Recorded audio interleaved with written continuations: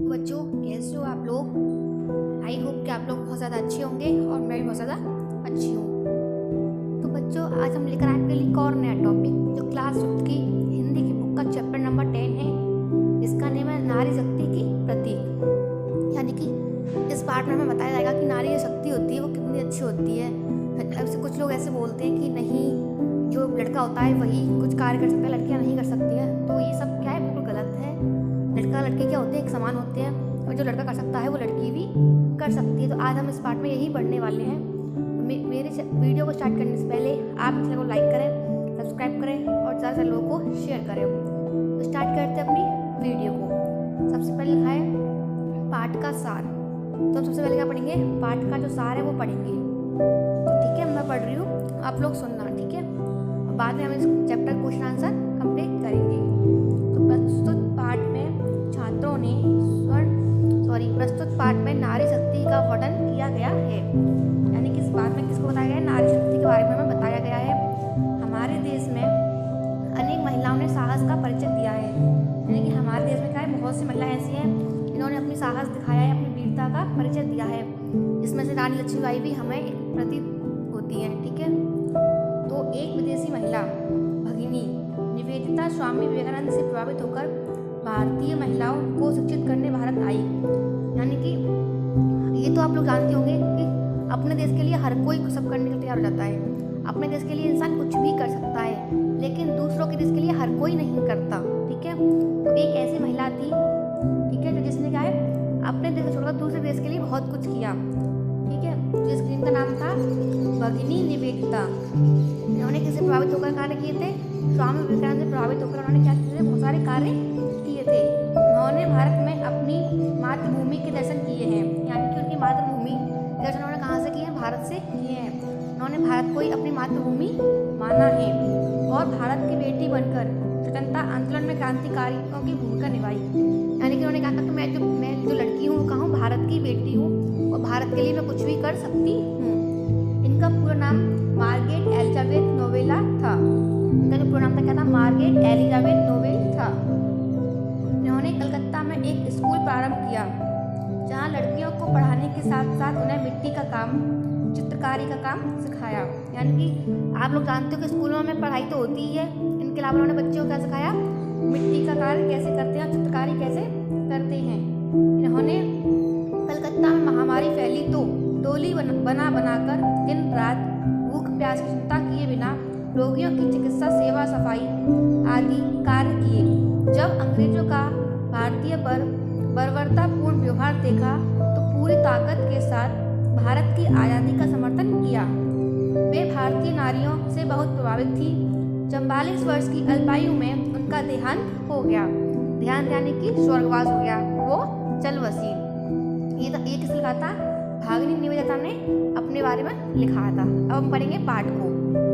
तो फर्स्ट है, अपने देश की बहुत कुछ कर गुजरने वाली महिलाओं से हमारा इतिहास भरा पड़ा है। यानी कि हमारा इतिहास कैसे बढ़ा है कि जो अपने देश की लड़कियां हैं उन्होंने अपने देश के लिए बहुत कुछ किया है। रानी लक्ष्मीबाई थी, वो हमारे देश की थी और हमारे देश के लिए उन्होंने लड़ाई भी की थी, और ऐसे बहुत सारी महिला भी हैं। परंतु लेकिन एक विदेशी महिला ने भारत के लिए जो कार्य किया वह अनूठा है। जैसे आपको बता चुकी हूँ कि अपने देश के लिए कोई कुछ भी कर सकता है, लेकिन दूसरों के देश के लिए हर कोई नहीं करता। तो एलिजाबेथ ऐसी थी, इन्होंने दूसरों के देश के लिए बहुत कुछ किया। ये क्या है, बहुत ही ज़्यादा अनूठी बात है।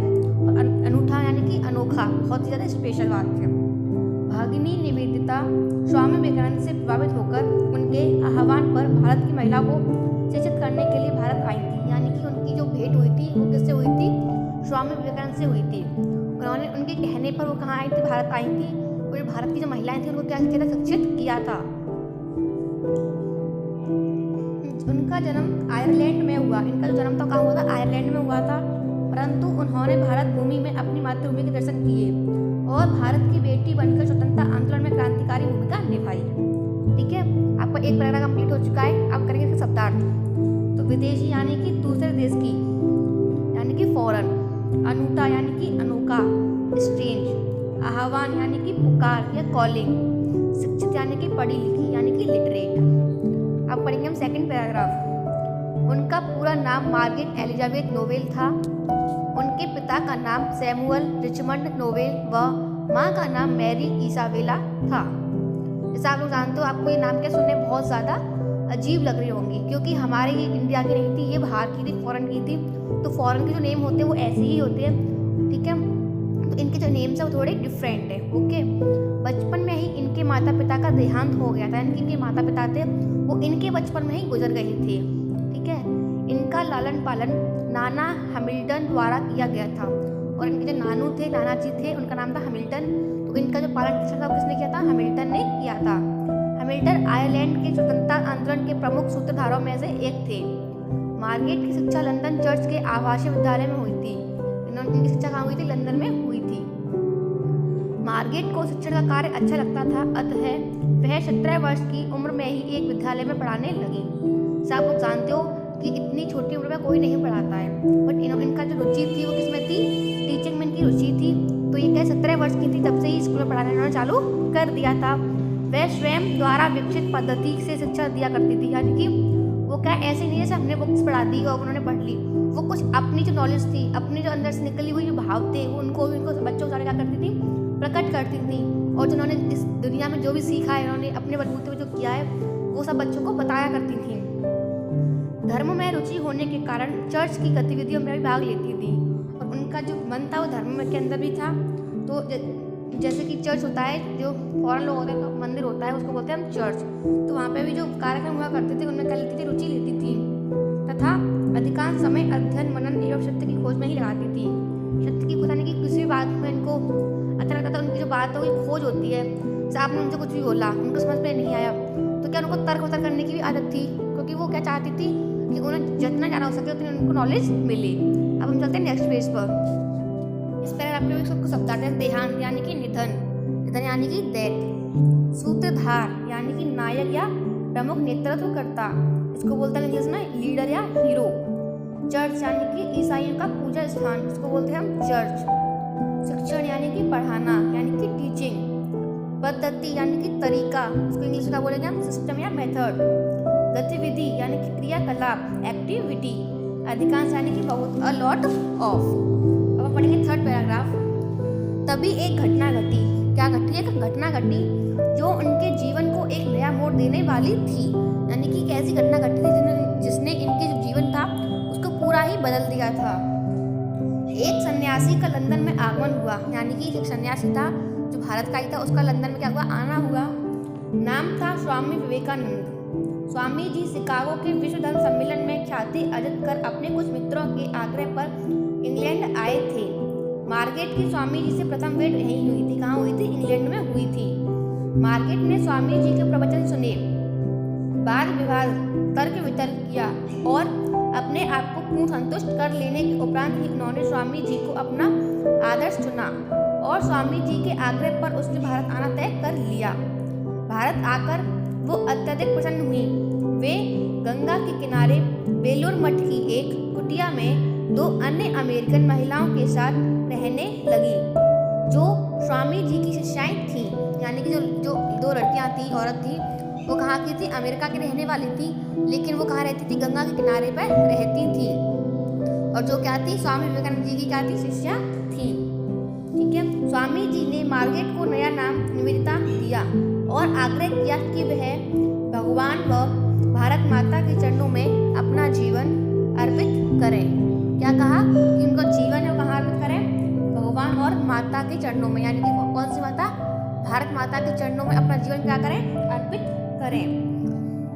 अब इसके कुछ शब्दार्थ हैं। सन्यासी यानी कि लोक का कल्याण करने वाला या साधु, को हम क्या बोल सकते हैं? Saint who does good from human. ख्याति यानी कि प्रसिद्धि, इसको बोलते हैं पॉपुलरिटी। अर्जित यानी कि प्राप्त की, यानी कि गेन। भेंट यानी कि मुलाकात या मीटिंग। प्रवचन यानी कि उपदेश, इसको बोलते हैं सेरेमन। तर्क वितर्क यानी कि वाद विवाद, इसको बोलते हैं कंपटीशन। अब करेंगे 4th वाला पैराग्राफ।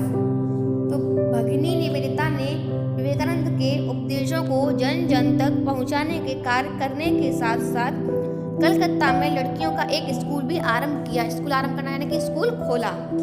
वहाँ छोटी लड़कियों को पढ़ाने लिखाने के साथ साथ मिट्टी का काम, चित्रकारी का काम आदि भी सिखाया, यानी कि पढ़ाई तो की थी, उसके अलावा चित्रकारी भी सिखाई और मिट्टी का कार्य भी सिखाया।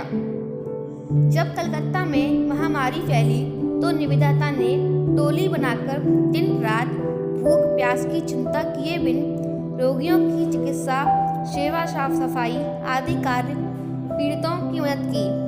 उन्होंने अंग्रेजी समाचार पत्रों में अपील प्रसारित कर मदद मांगी व धन संग्रह भी किया। धन संग्रह यानी कि पैसा इकट्ठा करना, क्योंकि महामारी थी तो पैसे की बहुत ज़्यादा ही ज़रूरत थी।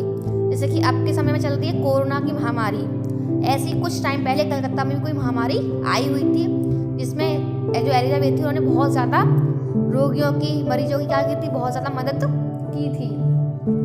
वह लेखन कला एवं बोलने में निपुण थी। उनकी जो लेखन कला थी बहुत अच्छी थी और बोलने में भी क्या थी, वो बहुत शानदार तरीके से बोला करती थी। इस क्षमता का उपयोग कर वह अपनी बात बड़े बड़े समूहों तक पहुंचाने में सफल रही। यानी कि आप सपोज करो आपको बहुत अच्छा बोलना आता है, तो आप कितने भी लोगों के सामने कुछ भी बोल सकते हो, अपनी बातों को प्रकट कर सकते हो। इसलिए हम क्या है, किसी भी स्कूल में भी हम क्या अनाउंस करवाते हैं, बच्चों को बुलवाते हैं, क्यों? क्योंकि उनके जो अंदर से जो हैबिटेशन है वो क्या हो जाए, खत्म हो जाए और वो बहुत सारे लोगों के साथ बोल सकें। ऐसी एलिजाबेथ थी जो क्या है, बोलने में बहुत ज़्यादा निपुण थी और उनको किसी के सामने बुलवा सकते थे और वो इसी प्रकार अपने जो मन के भाव थे, विचार थे, उनको क्या है, दूसरों के सामने प्रकट किया करती थी। अब इसके शब्दार्थ हैं कुछ। जन जन यानी कि प्रत्येक मनुष्य, एवरी मैन। चित्रकारी यानी कि चित्र बनाने की कला, ड्राइंग या पेंटिंग। महामारी यानी कि बड़े क्षेत्र में फैलने वाली मारक छूत की बीमारी, इसको बोलते हैं एपिडेमिक डिजीज। मदद यानी कि सहायता यानी कि हेल्प। संग्रह यानी कि इकट्ठा यानी कि कलेक्शन। पैराग्राफ। निवेदिता ने जब अंग्रेजों का भारतीयों के साथ बर्बरतापूर्ण व्यवहार देखा तो वह पूर्ण ताकत के साथ भारत की स्वतंत्रता की लड़ाई का समर्थन करने लगी। यानी कि पहले क्या थे, अंग्रेज थे जो भारतीयों के लिए बहुत ज़्यादा गंदा व्यवहार करते थे, उससे अच्छे से नहीं पेश आते थे, उनके साथ बहुत ज़्यादा बर्बरतापूर्ण व्यवहार करते थे। तो उन्होंने क्या किया, स्वतंत्रता की आज़ादी लड़ाई में अपना समर्थन दिया। उन्होंने बंगाल विभाजन का विरोध किया।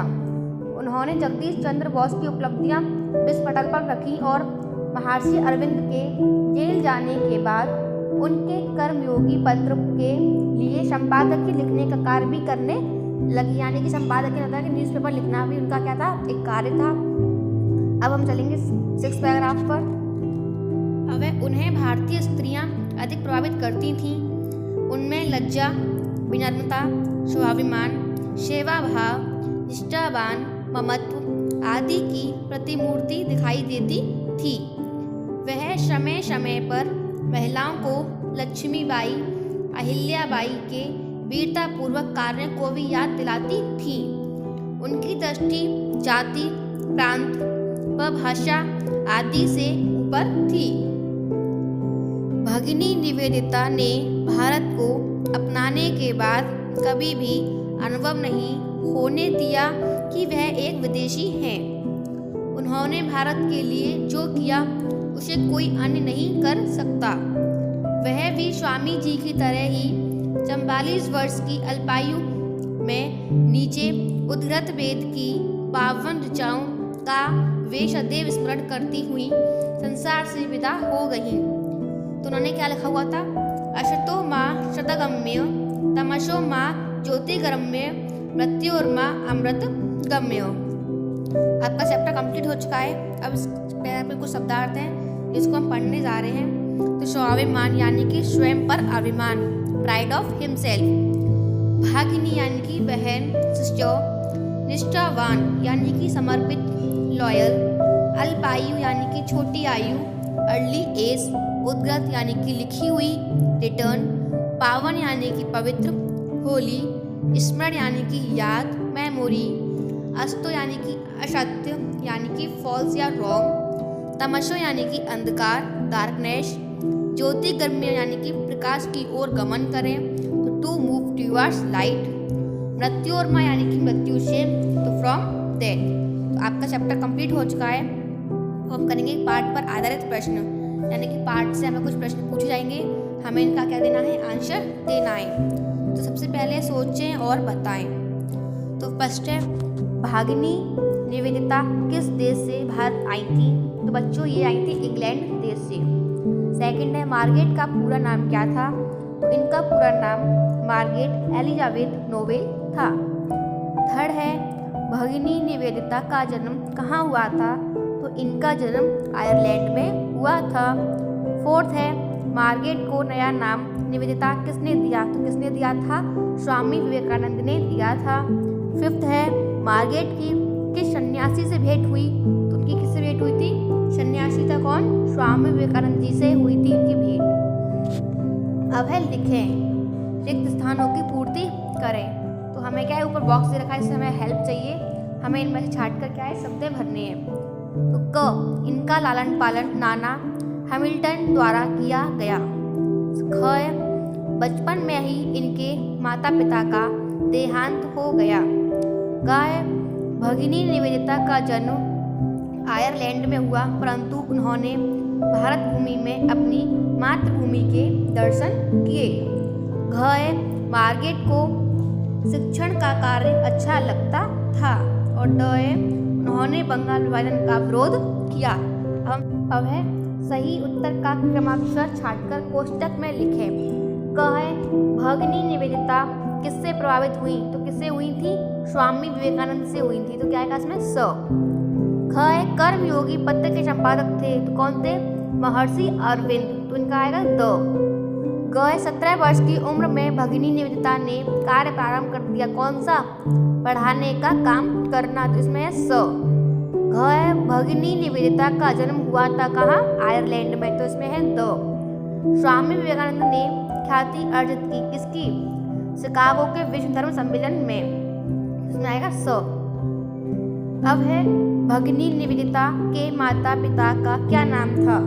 तो उनके पिता का नाम सैमुअल रिचमंड नोबेल व माँ का नाम मैरी इसाबेला था।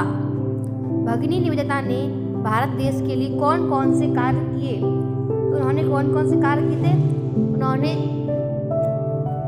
महिलाओं को भी वीरता का पाठ पढ़ाया, लड़कियों के लिए कलकत्ता में स्कूल खुलवाए, उन्हें चित्रकारी सिखाई और मिट्टी का कार्य भी सिखाया, और हमारे जो स्वतंत्रता की लड़ाई में भी अपना समर्थन दिया, और बंगाल विभाजन में भी उनका विरोध रहा। ओके, ये तो उनके कार्य।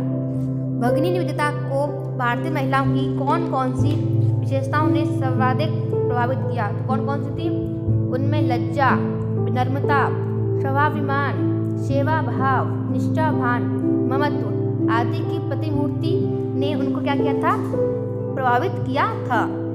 जीवन की किस घटना ने भगिनी निवेदिता के जीवन को बदल दिया था? तो उनके जीवन की कौन सी घटना थी? कि एक सन्यासी का लंदन में आगमन हुआ, नाम था स्वामी विवेकानंद। जिस स्वामी जी शिकागो के विश्व धर्म सम्मेलन में ख्याति अर्जित कर अपने कुछ मित्रों से आगरा पर इंग्लैंड आए हुए थे। जब इनकी भेंट थी वो किससे हुई थी? एलिजाबेथ से हुई थी। तो उन्होंने उनसे क्या किया था? आग्रह किया था कि वो भारत में आए और भारतीय स्त्रियों को क्या है? वीरता का पाठ पढ़ाएं। ठीक है। अब भगिनी निवेदिता वेद की कौन सी ऋचाओं का स्मरण करती थी? तो उद्गत वेद की पावन ऋचाओं का वे सदैव स्मरण करती हुई संसार से विदा हो गई हैं। ओके, तो बच्चों आपका चैप्टर कंप्लीट हो चुका है। कल मिलते एक और नई वीडियो के साथ। तो बच्चों आज के लिए बाय।